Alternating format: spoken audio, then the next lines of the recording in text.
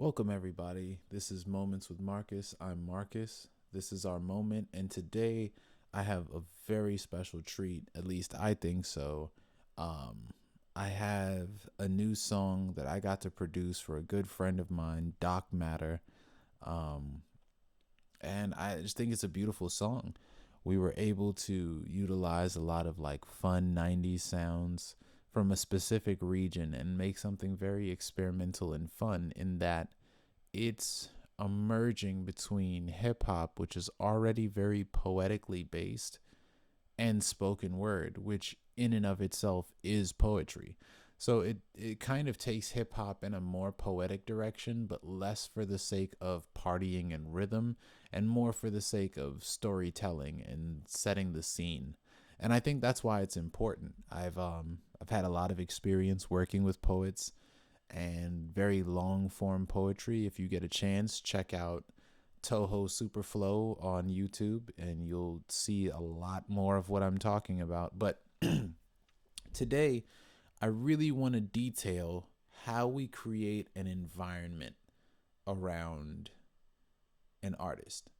We've already covered true atmosphere, but what is the atmosphere of the instrumental and how can we make them all fit in? Like, how do we really mix a spoken word song and make them stand out in a sense?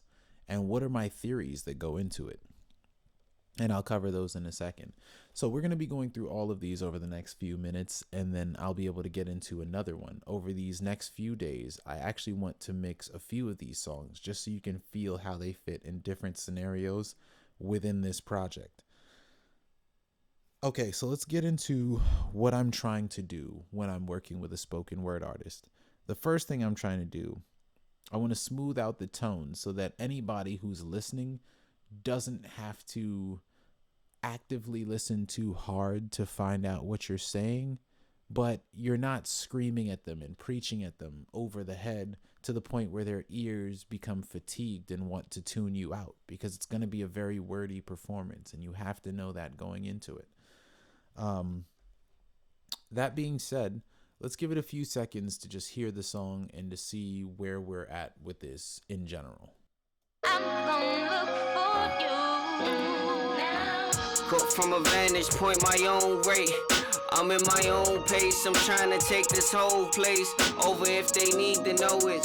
We living in the time of rigor mortis, telling us it's a virus, Cyprex. I've been living on the dime of distraction. I can't take it. That's like assistance from my brothers if we make it.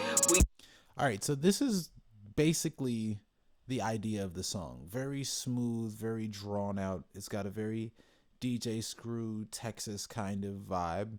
The sample clearly an Erykah Badu, See You Next Lifetime. I mean, that was the theme of his tape, was to take Erykah Badu things and flip them. So that was the idea, but Erykah Badu being from Texas and DJ Screw being from Texas, we wanted to see if we can take these two styles and kind of marry them together in a way that felt seamless, and I feel like we accomplished that.